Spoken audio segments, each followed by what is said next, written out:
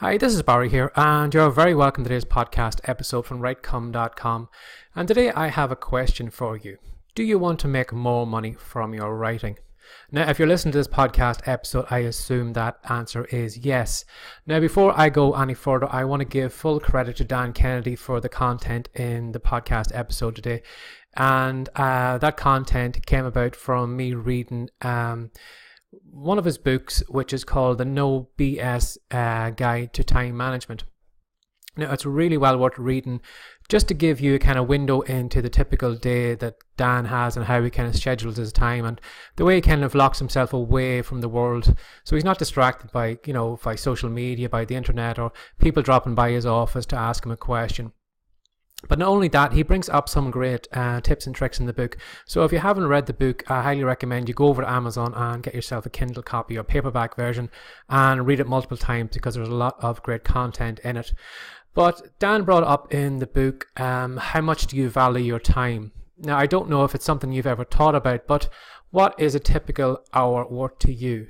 You know, most of us, maybe before we got into writing, probably worked in jobs here and there, and maybe we're, getting minimum wage.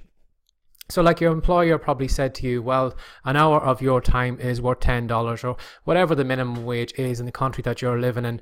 But, for an hour of your time, that is the price they put on it. And, at the time you probably needed the money and you're probably willing to accept that. Maybe you have moved on from that. Maybe you're starting to make money from your courses or your books or whatever it is. So now you probably look at your hourly rate as being beyond $10. Maybe it's something you've never really thought about before. It was something I never really thought about. But when you do put an hourly figure on how much, you're worth, it kind of puts it into perspective what you will be spending your time on. If you look at yourself as being someone who's worth $100 an hour, are you really going to waste maybe an hour watching kind of YouTube videos of kittens going around on skateboards or whatever it is, the latest kind of, nonsense is on there. You're not really going to do that. But not only should you put a price on how much your time is worth, just to make yourself, appreciate your time and to give more value and trying to get more done in an hour. Not only should you do that, you should actually, use that hourly rate for your content that you're creating, your blog posts or your books or whatever you're publishing or creating. For example, if I just go back to Dan's book, he was saying that, when he published that book, the time management book or any other book, he knew roughly probably how many copies of that book he was going to sell. He knew roughly how much money he was going to make from that book. So say, for example, I'm just taking it down to a minimum value. Say, for example, he released a book and he knew he was going to make maybe $100 on it. Now, knowing Dan Kennedy, he makes far, far more than $100. But I just want to kind of simple it down just for the maths kind of side of it. So say, for example, you value your time, or he valued his time as being $10 an hour. So if we look at the $100 value he's going to get from the sales of that book, what he would do is he would actually just divide his hourly rate into that book. So then if we have a look at the $10 hourly rate and we divide it into the profit he would make from that book, he would only give himself 10 hours to write that book. Now that 10 hours wouldn't be made up of 10 hours writing, a couple hours self-promotion or interviews or podcasts or social media or all those different things. The way he would look at it is it's $100 that book is going to bring into me, so I am only going to give that book 10 hours of my time, and that 10 hours is going to be made up of writing it. It's going to be, I'm also going to include editing it. It's also going to include maybe some promotion work, but once those 10 hours are up, that is it. I am going to move on to the next project. And he said that's the way he does his projects. He looks at them as an hourly rate. He looks at how much value they're going to make him. And, the more value they're going to make him, the more hours he's going to put into it. But again, like the small, the large projects and the small projects, they all have the same deadline. If it's either 10 hours, move on to the next one, 100 hours or whatever it is, he will drop that product. He won't look at it again. As he said, and what we're saying of his is that good enough is good enough. If he only knows that he's only going to make $100 from that book, is it really worth his while putting maybe another 10, 15 hours into it, just tweaking it or playing around with the words, trying to make it as fancy as possible and to make sure maybe there's no spelling mistakes in it. because at the end of the day, that beyond that 10 hours, he's going to start running a loss. He's, putting time into that book that he's never going to get the money back out of. And, it's an interesting thing to think about. Maybe it's something you've never thought about before. For a lot of us, maybe writing fiction, we write a book and then we come back and we tweak around with it, or maybe we just kind of rewrite this section or rewrite that section.